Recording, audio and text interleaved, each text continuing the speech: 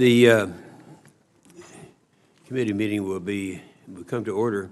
We want to welcome our witnesses, Secretary Shanahan, Acting Secretary of Defense, Secretary Heather Wilson, Secretary of the Air Force, General Joseph Dunford, Chairman of the Joint Chiefs of Staff, and General John Hyten, Commander of the U.S. Strategic Command. Before we begin today's hearing, I'd like to provide special recognition to Secretary Wilson. Today is likely her last appearance before this committee as she's transitioning to her new position of President of the University of Texas, El Paso. And I spent about 20 years of my life down there, so I know what you're in for. And we'll miss you dearly. Your service has been to our country has been commendable. And first serving as the United States Air Force from '82 on, and as Congresswoman from 98 to 2009. And culminating as the 24th Secretary of the Air Force. We appreciate all of your service. We will miss you.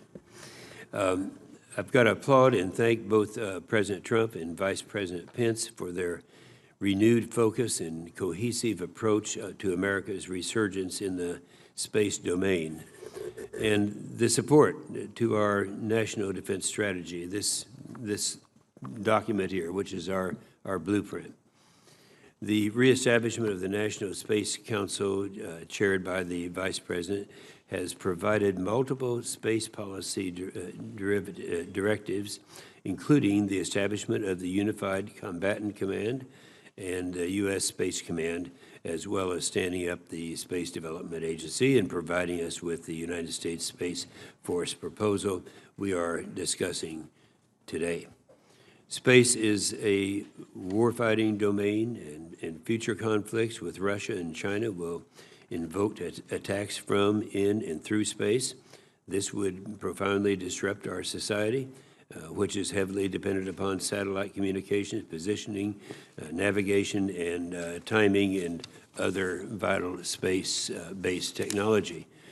We must restore our margin of dominance in space over our adversaries. The President's leadership and continued attention to this space domain protects the freedom of action these great power competitors would like to disturb.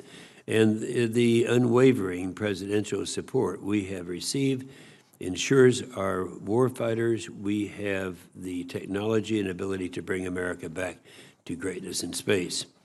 Today's hearing will provide us with an opportunity to continue to gather facts, to fully explore the proposal as presented to us. It was just only 4 weeks ago, if you remember, that was right after our budget discussion. In talking with members of the committee and their MLAs, we're all open-minded on the plan, but are wrestling with different aspects of it. And this is one of those rare times when we're having a hearing where people haven't already made up their minds. So we look forward to that. When we first heard about the proposal, I asked two simple questions. What will the organization fix, and how much will it cost? Now, I was going to say I have yet to get satisfactory answers on either one of these, but you have already talked about this come out of the administration that this is going to be a $2 billion program. So for my purposes, I'm going to assume that's right, but I'm still waiting for the answer for the other question. So I look forward to talking about the options, the considerations. Another option could be making the National Reconnaissance Office, the NRO, the Space Office. I consider that would be a viable alternative. We'll be discussing these alternatives in the time to come.